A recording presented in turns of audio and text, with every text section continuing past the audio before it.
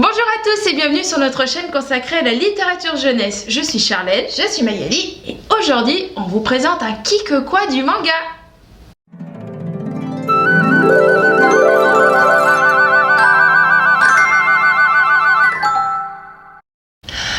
Alors on se retrouve aujourd'hui pour une petite vidéo sur les mangas et pour préparer cette vidéo on est allé bien évidemment chercher des sources.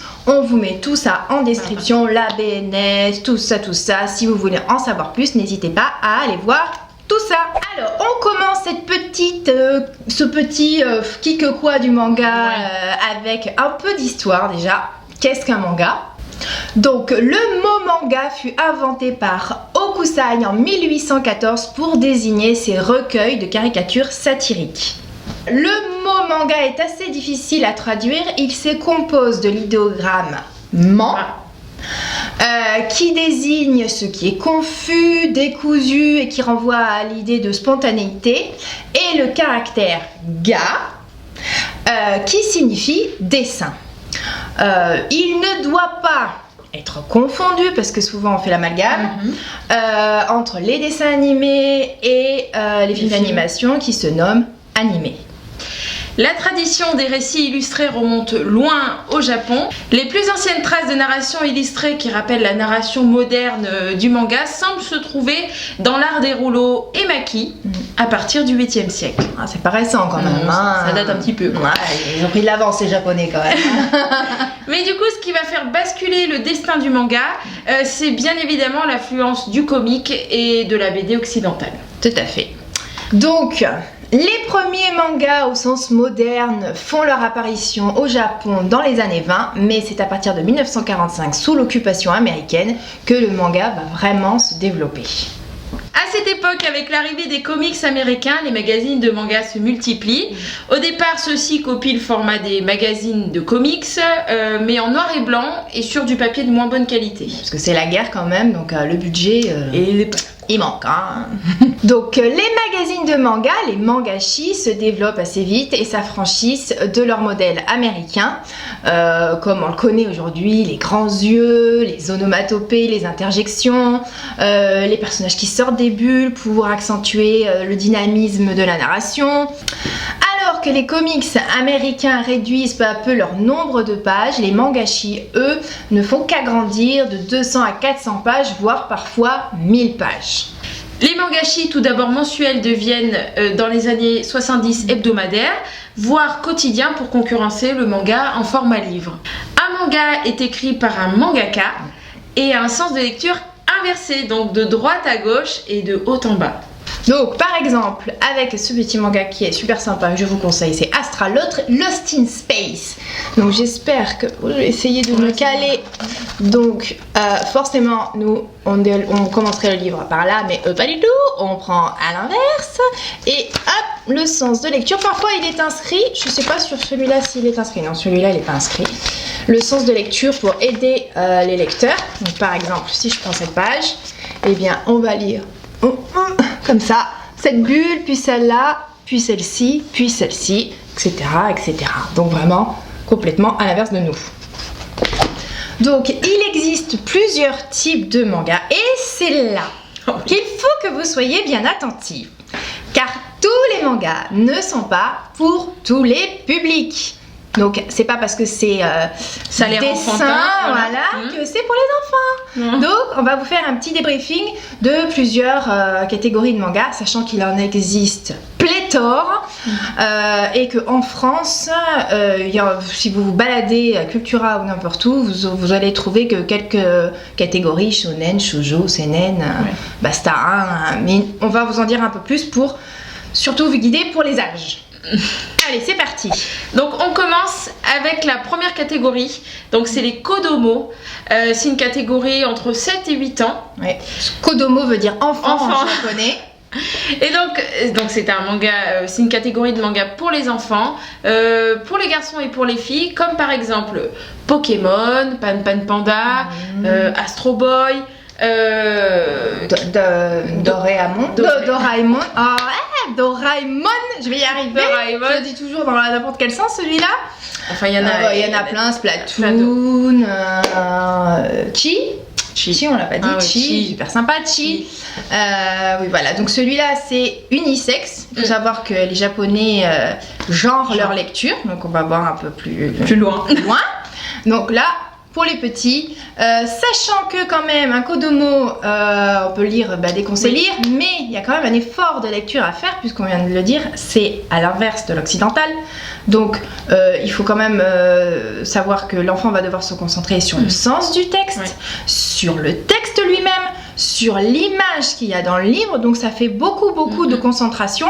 Donc au début, voilà, quand ils sont petits, pour ça qu'on a dit 7-8 ans, parce qu'après c'est compliqué. Quand on attaque la lecture déjà tout court, des fois il faut un petit temps. Donc en plus lire dans le sens inverse d'une autre, ça fait beaucoup de choses quand même. Hein, donc voilà. Mais le Kodomo, c'est l'idéal pour les plus jeunes parce que c'est sympa, il y en a plein. Rogi, il y en a plein d'autres. Après, pour certains Kodomo, il y a des mangas francisés. Oui. Donc, qui sont mis dans le sens de lecture occidentale. Voilà. Mais généralement maintenant, avant les éditeurs francisaient les mangas et puis ils se sont aperçus que les gens préféraient lire dans le sens japonais déjà parce que ça dénature pas l'illustration parce que quand ça sort de la bulle du mauvais côté c'est un peu embêtant. Voilà.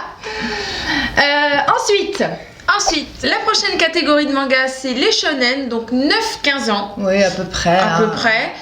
C'est un genre qui s'adresse à un public de jeunes adolescents, le plus souvent... Écoutez bien, jeunes adolescents, parce qu'on l'a dit tout à l'heure, les Japonais genrent leur lecture. Donc, les shonen, jeunes adolescents. Alors, mais on est d'accord que les adolescents... Ouais, tu vas y aller, t'inquiète. Que quand on est une fille, on peut lire du shonen, hein, on est d'accord, hein. Je pense qu'ils ont compris que ça aussi, ils pouvaient. Alors, le shonen, ça met en scène une quête initiatique d'un jeune héros, voilà, qui fait face à l'adversité grâce à son courage et à sa force. Quasiment toujours accompagné par une équipe soudée. La solidarité et l'amitié sont souvent mises en avant. Des exemples classiques. Il y en a plein, One Piece, Dragon Ball, My Hero Academia, Bleach, Naruto, on a dit My Hero, ça y est, je suis en bug. Enfin bref, voilà, il y en a plein. Je pense que on a dit les plus on a dit les plus connus là, mais il y en a pléthore de shonen. Tout à fait. Donc, on a vu les shonen, ce sont les mangas pour les jeunes adolescents. Les shoujo, ce sont les mangas pour les jeunes adolescentes. Donc, là encore, on peut être un garçon et lire du shoujo, tout à fait, n'est-ce pas? Tout à fait. Voilà. Donc, les shoujo, ce sont des mangas qui mettent en scène des histoires d'amour de jeunes adolescentes, souvent collégiennes, lycéennes, toujours hétérosexuelles. Ce sont des histoires d'amour à l'eau de rose ou mettant en scène des héroïnes un petit peu naïves, voire carrément nunuches parfois, puisqu'elles ne voient pas arriver tous les dramas alors qu'il y a plein de signaux, mais bon voilà. Il existe plusieurs sous-genres du shoujo, dont le plus connu, je pense, c'est quand même le Magical Girl, donc comme son nom l'indique, qui met en scène de la magie, et le plus connu, c'est quand même Sailor Moon. Oui. Voilà, histoire d'amour et magie. Si vous voulez des histoires d'amour en shoujo mais pas hétérosexuelles, il faudra vous tourner vers les shoujo ai pour des histoires d'amour entre femmes et des shonen ai pour des histoires d'amour entre garçons. Ensuite, une autre catégorie, ce sont les seinen, donc c'est pour un public de jeune homme adulte, pardon. Il faut considérer à partir de 16 ans, on peut commencer du seinen, puisque jeune homme adulte, bon, c'est un peu flou, mais à partir de quel âge on est un jeune homme adulte? Il y a quand même certains mangas seinen qu'on peut lire, à partir de 16 ans, qui craignent pas, comme Your Name, qui sont super. Your Name, on vous le conseille, il est génial, mais qui, À 16 ans, on peut largement le lire. Oui, hein. c'est... Voilà, ce qui change, c'est que c'est des graphismes plus réalistes, avec des scénarios, du coup, adaptés à un public plus mature. Ouais. Comme Your Name. Comme Your Name. Dans cette catégorie, on trouve des choses variées, des mangas de combat classiques, axés sur la violence aussi. Genre l'attaque des titans. On est d'accord que c'est un seinen et qu'on ne le lit pas à 10 ans, hein? Mais aussi des histoires plus profondes et élaborées abordant des sujets sociétaux. Après d'autres... Comme type de seinen bien connu, on a Akira, Ghost in the Shell. Oh, j'adore tellement ça, manga. Et l'animé, il est top. C'est bien, on va bien connaître tous tes goûts. Grave. Non mais j'en profite. T'as raison, faut passer le message. Moi, j'adore Ghost in the Shell. Alors, donc le pendant du shonen, c'était le shoujo, le pendant du seinen, c'est le josei. Donc, c'est des mangas pour les jeunes femmes adultes. Mais si on est un homme, on peut lire aussi du josei. Vous avez compris le message? C'est ce que tout le monde doit se dire. On a compris, on lit ce qu'on veut, hein? Voilà. Donc, ce sont des histoires d'amour aussi, mais pareil, un peu plus matures, qui vont aborder des préoccupations de la vie quotidienne, des histoires d'amour un peu plus explicites aussi, plus ou moins heureuses. Bon, voilà, hein, des histoires d'amour, quoi. Hein. Moi, je suis pas fan de la romance pour le coup, hein. Vous avez compris aussi? Ceci dit, je ne suis pas fan de la romance, mais il y a un manga que j'aime bien. Enfin, je sais pas tellement comment le catégoriser parce que pour moi c'est un josei. Mary Grave, voilà, on pourrait dire que c'est un shoujo aussi, je ne sais pas trop, mais celui-là, il est vachement sympa. C'est une histoire d'amour, mais pas roman à l'eau de rose, quoi. Donc ça c'est vachement sympa. Voilà, c'était la petite aparté, romance, pas romance. Voilà. J'adore. Alors, pareil, si vous voulez des histoires d'amour pas hétérosexuelles, on a pour les histoires d'amour entre hommes, ce sont les yaoi, j'espère que je prononce bien, et pour les entre femmes, donc c'est les yuri. Qu'est-ce qu'on a encore comme catégorie? Les mangas historiques. Ah oui. Donc c'est les Jidaimono. Jidaimono, ouais. Comme Sacré Mamie, qui est Sacré Mamie qui est vachement sympa et qui est un manga qui se passe 10 ans après la Deuxième Guerre mondiale. Oui, c'est ça. Un petit garçon qui part d'Hiroshima pour rejoindre sa mamie dans la pampa japonaise. Donc voilà. C'est autobiographique en plus, je crois, donc allez-y, Sacré Mamie, c'est sympa. Ensuite, une autre catégorie de manga, donc c'est Suiri. C'était Suiri. On fait un petit exercice de prononciation. Suiri. Du coup, là, c'est un manga un manga policier. Des mangas policiers, oui. Donc, il peut y avoir des suiris pour les enfants, les jeunes ados. Après, souvent, quand même, c'est plutôt catégorie quand même des seinen, hein, les suiris, parce que bon, policier, un peu de baston, quoi, un peu de violence, pas. Souvent.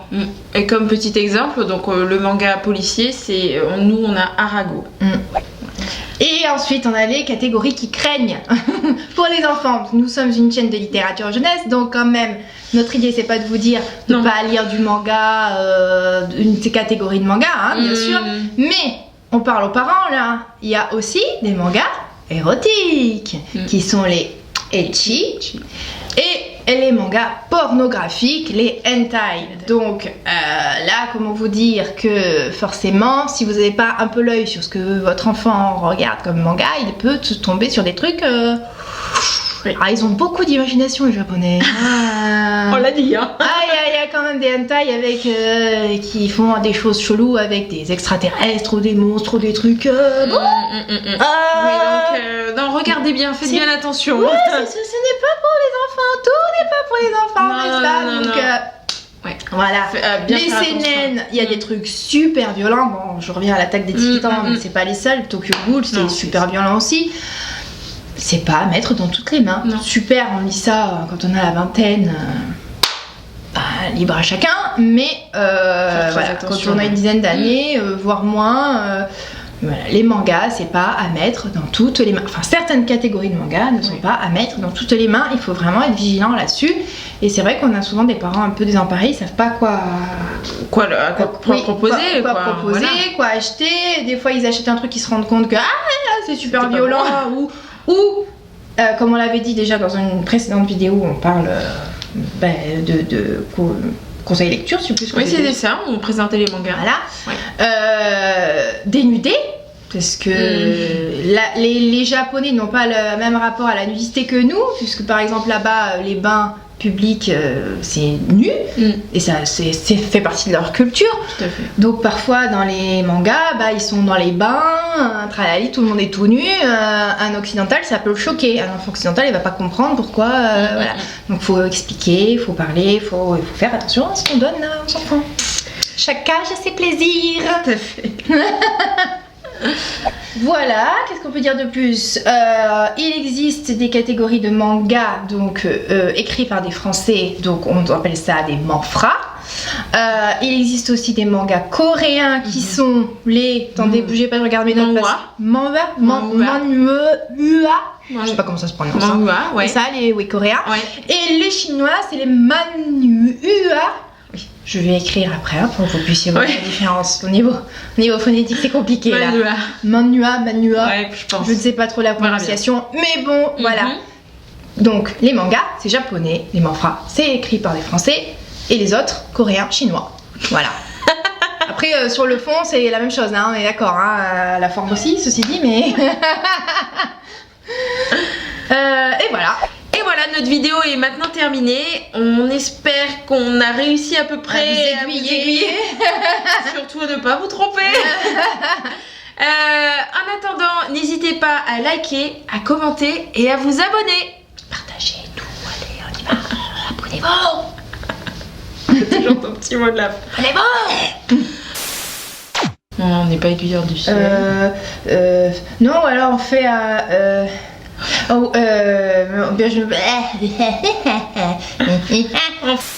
Bonjour à tous et bienvenue dans cette nouvelle vidéo. Pas du tout. C'est pas ça. Bonjour à tous et bienvenue sur cette nouvelle vidéo. Mais c'est pas ça, mais merde. Ça commence bien. Et bienvenue d'être à la litrala. Ça